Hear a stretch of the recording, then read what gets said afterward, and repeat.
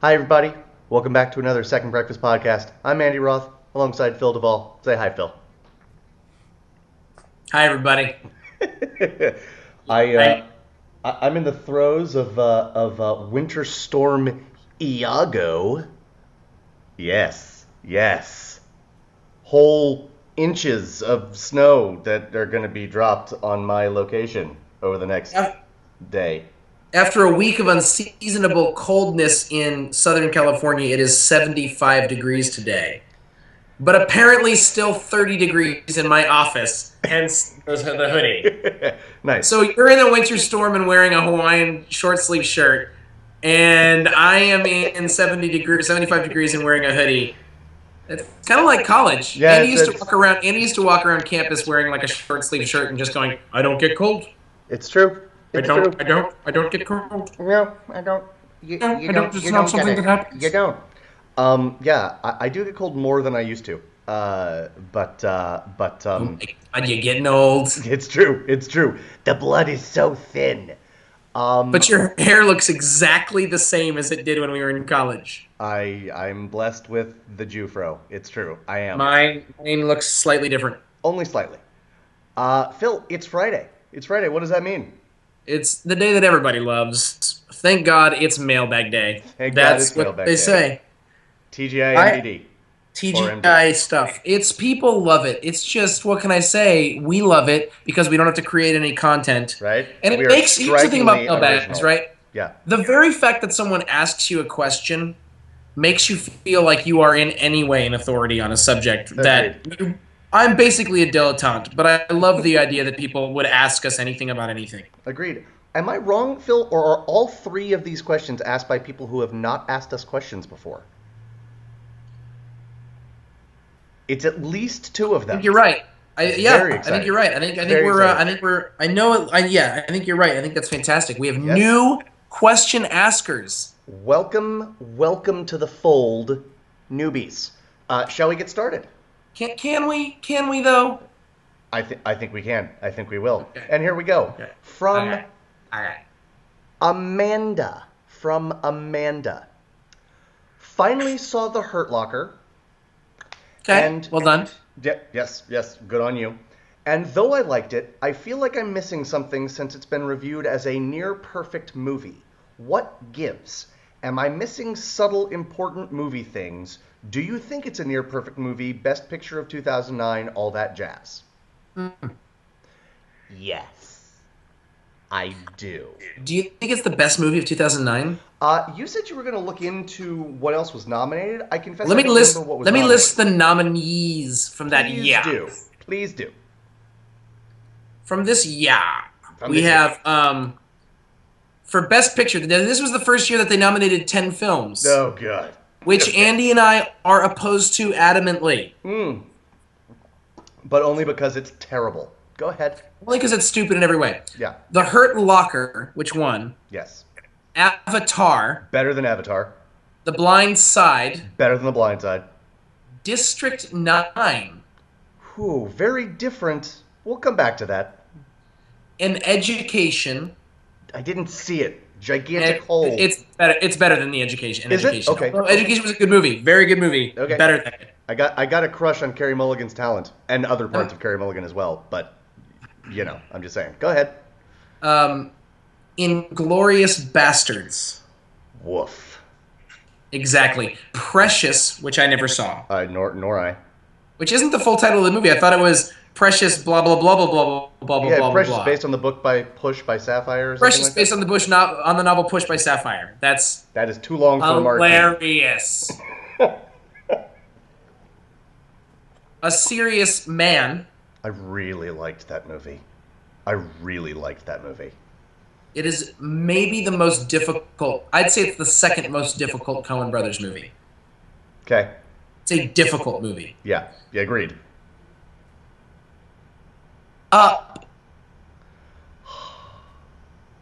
And Up in the Air. The George Clooney movie. Yes, with Vera Farmiga and my lady Anna Kendrick. Yep. So this was a tough category, and obviously there are other movies that may have come out that year that should have been nominated. But For me, I didn't like The Hurt Locker. I mean, Inglourious Basterds is easily my favorite movie of that year, probably my favorite movie of the last 4 years, so that's not even a question for me. Sure. And I think Up was a better movie than Hurt Locker, and I think District 9 would be in the conversation. I agree with that. I recognize that Avatar was a monumental achievement. Yes. In film, which is important. Yes. I was excited for Catherine Bigelow, and I was fine with Hurt Locker winning. Yep. All of that's true for me as well. So then we have two separate questions here, I think, really. Yeah. Was it the best movie of that year, and is it a near perfect movie? I think they're different questions. I agree with you. I think my answer to the first one was, I mean, how are you going to say that one movie is definitively the best? It's not. I mean, it's not like Citizen Kane. Like this, ready? Inglourious Basterds is definitively the best movie of that year. That's how you do it. I just did it, just like that. Right, but if you're not a jerk, it's tougher to do that. So. Oh well, sure. You didn't say you're that. Right. You know what? I didn't specify beforehand. You need to specify that I'm not a good person. That's on me. That's on me. So, I mean, it's not like Citizen Kane nominated against the filmography of Pauly Shore, right? So it's tough it's tough. But I will say this: I don't think it was an unworthy winner. Even though many of those movies were excellent movies, and would have been worthy winners themselves. I was so convinced that Avatar was going to win that I got really, really excited when Hurt Locker won. Like, I never actually thought that Inglourious Basterds could win. Sure. Yes. Agreed. Even though it, to me, again, was clearly the best movie that year. Yep. Nice. Way to sneak that in again. That Inglourious Basterds was the best movie. One thing I need to figure. Well, that's another question for another time. I think Up in the Air was fantastic. Yeah. I think Up was fantastic. I would have been fine with any of those winning. I think Up in the Air, or Inglourious Basterds, or Hurt Locker winning all make sense to me. Yep. I think District 9 winning would actually make some sense. It wouldn't ever happen. It would make sense from a quality of film. Shocking that it was nominated to me. Shocking that it was nominated. It would make sense from a quality of film perspective. It would not make sense from an Academy Award perspective. Right. So, yes. Yeah.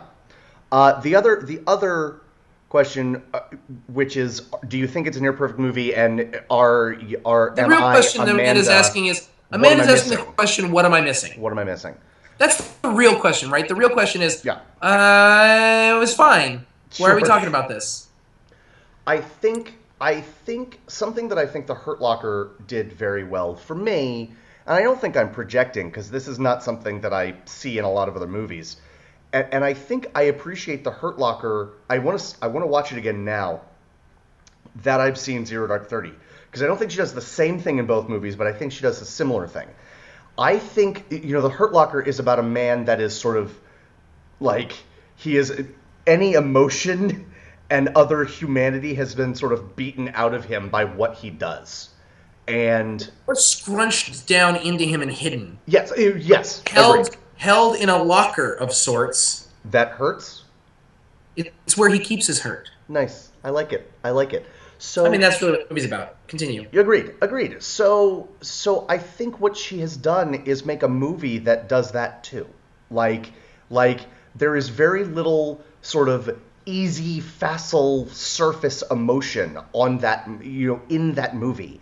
And it's a tough movie to watch, not only because there are some very tense scenes, but it's tough to watch because it doesn't give you sort of the easy in. Or out.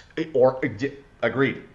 It's uncompromising in that sense, and I think let me say this, Amanda, and maybe this means something and maybe it doesn't. Because here's the thing: in the end, I do kind of go around with, if you like a movie, you do, and if you don't, you don't. And there's no real talking you in or out of that. Andy and I have mentioned that with each other before, but I will say this for the movie.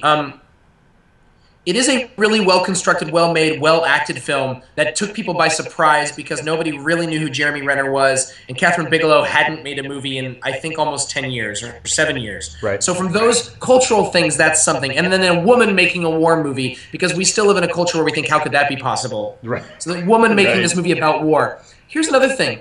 As far as I recall, it's the first movie about the war in Iraq, after the war in Iraq, or during. And this war is a war that is very complex and complicated and nuanced at best. And this movie deals with that. But here's the funny thing, doesn't actually deal with it. It refuses, unlike most war movies, to deal with any of the actual politics of it. And by say deal with, I mean like address explicitly or make a statement about. It refuses to make a statement about the politics behind the war. It refuses to make statements about the politics of the war while it's going on, or the grander notions of if war should or shouldn't be. It literally portrays a certain man and then a certain unit and a certain, and here's the other thing, right? IEDs are something that are bombs, and the way they're used in this war are something that were really, really peculiar to this new. This isn't something that we dealt with in World War II, World War I, and Vietnam War. Right. Not in the same way. Right. And so it's even dealing, it's without ever being about the Iraq War, it is in many, many ways about the Iraq War. Right. Does that make sense? It does. I think so. She decides to really zero in on something and then let that thing that it is be like a microcosm for all of it. Yeah. Can I say one more thing before you say anything? Yes. Because I've talked too much and I feel bad, but I want to say one more. Please do. There is a theory out there among biblical scholars that when you read the gospel stories, the stories about Jesus, that no matter where you read it in the story and wherever you cut it up, if you cut the stories into the larger story into a smaller piece, that each piece, each little microcosm, each little what we call pericope, which is like a section, can be... That's a made-up word. Go ahead. I know it. I know it's a made-up word because Microsoft Word does not acknowledge it. So it's either a made-up word or Bill Gates is a heathen, or both. It could be both. Sure. It always corrects it as Periscope. Awesome. But each little section could be seen as a microcosm for the gospel at large. That every single tiny bit is the whole story told in this one little bit. Like a fractal expanding. Sure. Right. Yeah. In fractal. Yep. So in that sense, which is really fascinating, and it may or may not be true, but that's another subject. It's a really fascinating idea. And so when you think about the Hurt Locker as that kind of thinking, that it is the war, all of it, told in this one story. Interesting. I like that a lot. That is interesting to me, and I think that's what Catherine Bigelow does in that movie. Doesn't mean you have to like it or find it entertaining. That's the tricky thing. Right. That's where I find it endlessly thought-provoking. The only thing that I will add to that, because I kind of said my piece, and while I found everything interesting, I don't really have anything to add. Right. Coming off of the last thing you said, I think what I find most interesting is, obviously she is a filmmaker. Like she's not a lecturer, right? But there is a sense of, I'm going to tell the movie that I want to tell because this is the story that needs telling and the way it needs to be told.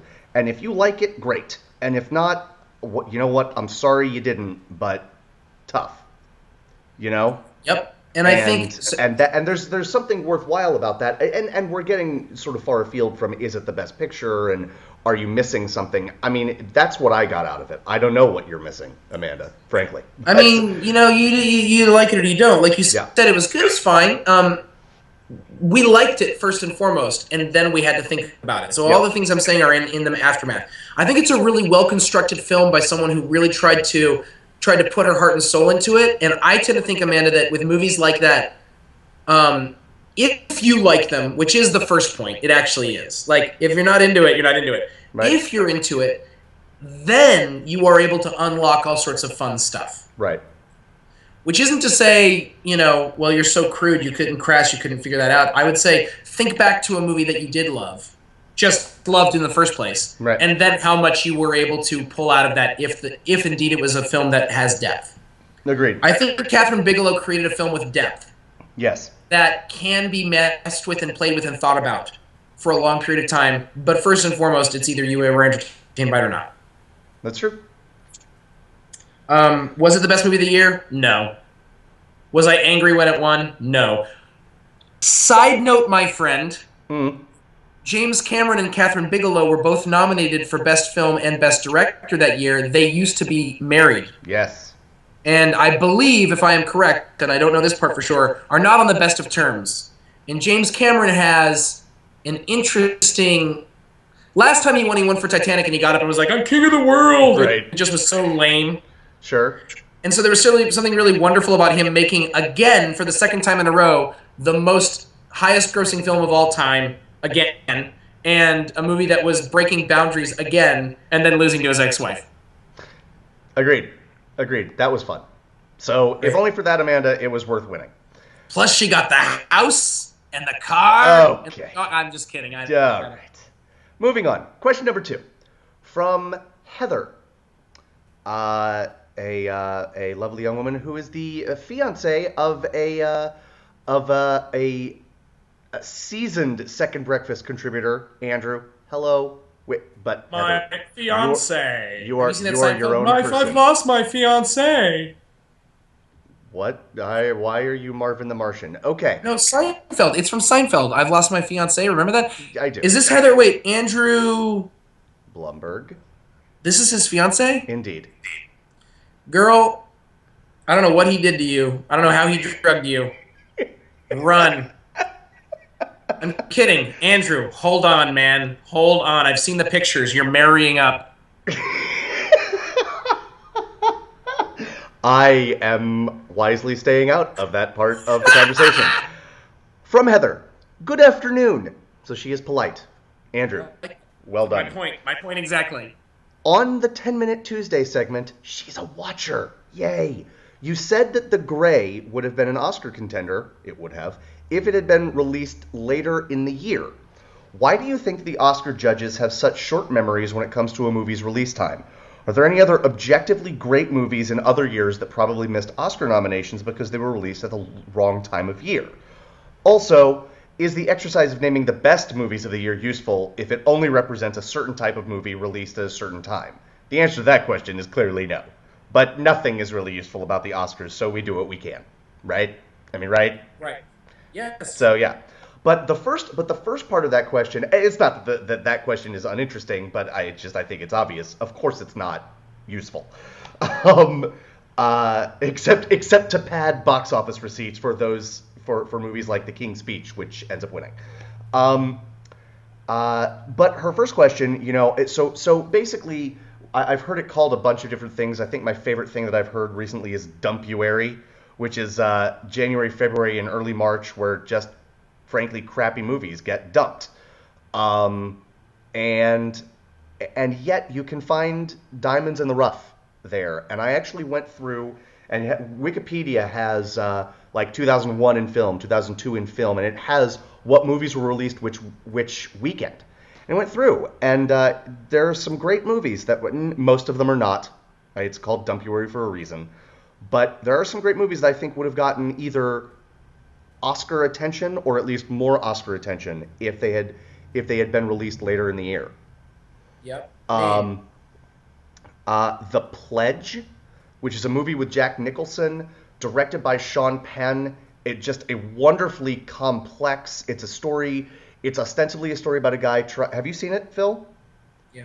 It's ostensibly a story about a guy trying to find a child murderer, but it's really about sort of descent into obsession and madness. It's very, very good. Jason Reitman's first or second movie, Thank You for Smoking. Phenomenal film. Which, believe it or not, I have not seen, but I hear nothing but that it's amazing. I need to. It's a hole. Really, it's a hole in the resume. It's amazing. Yeah. You could give there could be a screenplay nomination there, and there could be an actor nomination there easily for Aaron Eckhart. Yeah. Aaron Eckhart, who has been really overlooked in general. Agreed. Black Snake Moan, which is a movie that I introduced my opinion of it to Phil. You crapped all over that movie. Yes, and it was I love that movie. I just wanted to make you angry. Why did you say that? Because I wanted to make you angry. And Phil? You and I approach this podcast differently, my friend. Well, I approach everything in my life with the goal of making you angry. And in that situation, it worked. So, points for Andy. Black Snake Moan, never going to be nominated for picture, although it was a very good movie. But it just included some wonderful performances. Samuel L. Jackson's amazing in it. Christina Ricci's amazing in it. Justin Timberlake is not amazing, but he's good. And and I think he's gotten significantly better as an actor as the years have gone on. And that was a big step for him. I liked him in that movie. And the last one that I want to point out, not a great movie, but certainly willing. I'm certainly willing to believe that it could have been nominated for acting. The Lincoln Lawyer is just a really fun movie, and Matthew McConaughey is flat out great in it. But it was released. I don't remember exactly when, but January, February, March. By the time Oscar noms come around, nobody remembered him, and he's a huge star that nobody remembered. So Matthew McConaughey is not a respected actor, though. I hope that's changing, especially after this year. Killer Joe, unbelievable. Maybe it will, and I'm not saying it shouldn't. Sure. I particularly like him in a movie called I forget what it's called. Is it Frantic? No. Frailty. Frailty. Very good. Yes. Him and Bill Paxton. Yes. And Bill Paxton directed it. Yeah, I mean, I think you've answered it. Why does this happen? Do people forget? Here's the other thing about it is, look, we're trained. Like, we put movies out right when people are about to see them so that they'll remember them. So studios tend to release those movies then. Yes, it's a The Great was scheduled to be released in late 2011. I don't know why it wasn't. It got changed to January 2012. Which was? What? The Great. Oh, I had forgotten that. You're absolutely right. So if it had been, maybe the conversation would have been different last year. Mm-hmm. I don't know. Because it was put out when it was put out, it was treated like a throwaway movie, which it isn't. But it's a cycle. It's a cycle, hon. Right? Like, here's the deal. Like, you put something out at the end of the year because it's fresh in people's minds when it's time for them to get nominated. Then that's when things get nominated. So therefore, that's when you schedule movies to be put out, and then those are the movies you promote. It becomes its own thing. I mean, fall movie season is my favorite movie season. Nice. But how couldn't it be? Sure. Right. For us, it's like Christmas time. Well, wait, it is Christmas time. You get my point. It's like Christmas in December. Who knew? Who knew? All right. Is that a helpful answer? Did we do a good job on that? I did research, so I hope so. When in doubt, look it up on Wikipedia. Heather, shoestring budget here. We're flying by the seat of our pants, and apparently shoestrings. So, you know. Next question, number 3, from Derek. Hello, Derek. I don't know you, but I'm sure you're lovely. I don't know Derek either. Who knows Derek? I don't know. What's his last name? I'm not going to say it on the air. Fair enough. Where do you think Tarantino... Oh, boy. Where do you think Tarantino ranks in the Hall of Fame as a director, writer, and producer? And second, more of a statement and comment than a question, but I'm always more impressed with the Coen Brothers' depiction of violence underlined in a very deep story than I am with Tarantino's whimsical and almost fantasy-like violence in movies like Kill Bill, Reservoir Dogs. Reservoir Dogs, Pulp Fiction were much better in his early days. I'm no second breakfast expert, but just I know who this Derek is. You could be an expert. Go ahead. I know who this Derek is. It's not surprising to me that he's so wrong about this. Nice. Derek, here's why you're wrong. Tarantino's violence is not meant to be a joke or distracting. It is. I would actually say Tarantino uses violence as an ongoing theme within the movie. Yep. That his movies are actually in many ways. I mean, Kill Bill, for instance, is not just look at all the violence. It's about violence. Yep. Whereas Coen Brothers movies, by and large, are not about violence. Yep. And when they introduce violence, it is almost. I tend to think of it as it comes out of nowhere. Mm-hmm. It's random, and I think they see it. It seems random to us, and it's often very out of nowhere, very surprising. Feels more graphic in a way and more shocking because it's not the whole thing. I would agree. And then it's gone. Yep. And what I think they're doing is, I think Tarantino is dealing in violence, trying to understand the currency and language of violence. I think the Coen Brothers are trying to deal with the currency and understand what life and tell stories. And I think the Coen Brothers see the world as violent. Interesting. And so for them, violence isn't the underlying theme, but because violence is in the world in such a way that it is, bam, something happens, right? That's And so. and how could you so expect anything interesting. else? And by the way, how essentially Jewish is this? Like when you think Jewish culturally, Jewish scripturally, and when you watch A Serious Man, which starts with a Jewish proverb that is basically just a shocking and violent story that seems to have no connection to the movie. Yeah. Their violence is more poignant in that sense, Derek, and I'll give you that because it comes from nowhere and then leaves. Because that's how I think they see violence happening in the world. That's so interesting, and I don't really have anything to either agree, disagree, or really add to that. But I want to look at it from a different way, and it's actually based on something you said. One of us said in a recent podcast. It is the difference between, if you look at it from a structural point of view, and when I say structural, I mean like the structure of making a movie. Tarantino, the Coen brothers use their violence often, and there are exceptions to this in both cases, but whatever. They use violence as a plot point, right? Like these characters get into the situation, and it is the necessary result of everything that has come before. Tarantino kind of doesn't. His violence, in a very real way, is used, and this is what you said in a recent podcast. It's used almost like music. It is the way he is telling the story, not the story. And the Coen brothers, the violence, because it is the necessary result of what's come before. I find more often the Coen brothers, the violence is the story, which is not to say that it's gratuitous, and it's not to say that like they make violent movies. And I agree with what you said, like it comes out of nowhere and then disappears. But when it comes out of nowhere, that doesn't mean it doesn't make sense. It makes sense, but it's violent. Yes. It feels violent. Yes, agreed. It feels violent in the more traditional sense of the word, and maybe this is why you and Derek, this may make sense to why you're thinking that Tarantino's violence is sort of more fantastical, and is that think of Tarantino's language as a language that it's a currency of violence. It's a language that where the stuff happens, like the bloodletting is part of the language of his language of cinema. The Coen brothers, violence is something, when you look up the word violence, it interrupts. It pops up. There is a disruption. Yeah.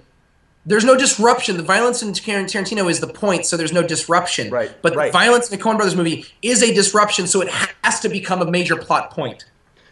And he's trying to deal with the language of violence, I think the Coen Brothers are dealing with the aftermath of violence in a story. Yeah. Like or the occasion of, or the occurrence of. And so it has to be more serious in their movies. Yeah. And so to some degree, when you think about it, violence, it actually is more realistic in some sense in the Coen Brothers movies, even because by nature, violence is an interruption. Or we feel that violence is an interruption. It's an eruption of an eruption of a volcano. It's an earthquake. It is something that tears through the fabric of what's normally happening. And so if Tarantino's violence goes throughout, it almost ceases to be violence and is something else. Whereas the Coen brothers retain this sense of shock by making it, every Coen brothers movie that I can think of has violence.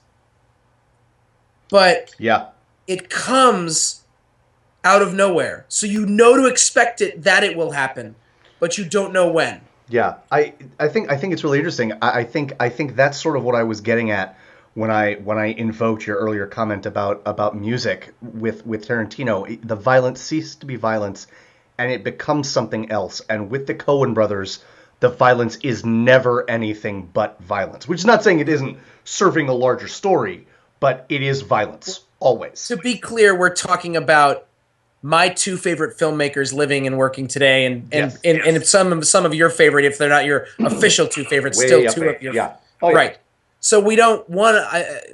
I don't think one's better than the other. I think they're very different. And I agree with that. As I said before, and I would reiterate and maybe like to build off of at some point. I mean, the Coen Brothers storytelling and their use of violence is particularly Jewish in a way that I find fascinating and in the fullest sense of the cultural and religious aspects of what it means to be Jewish. Sure. Does that make sense? It does make sense. It does make sense. So anyways, No, I would love to do a whole like grown up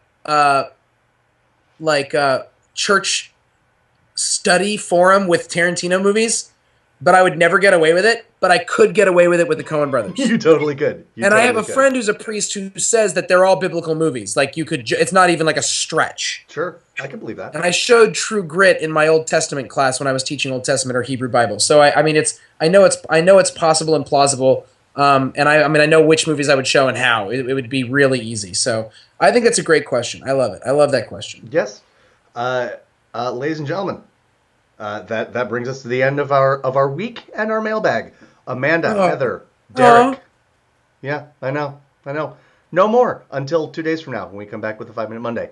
Amanda, Heather, Derek, thank you so much, and we hope you enjoyed and are satisfied with the answers to your questions. If you're not, we'll give you your money back. Anything to add? We done? We out? We spent? I feel like I started this thing in the middle of the day and I ended it at night. Like I feel like a whole different person. Yeah, I'm in a whole different place emotionally. I hear you. Yeah. But I'm glad we've gone through that together, and I can't wait. I can't wait to see what happens next week. Yes, me either. Guys, this has been another week of Second Breakfast Podcast. We'll see you again next week. Have a great weekend. I'm Andy Roth. That's Phil Duvall. Bye-bye. Bye-bye.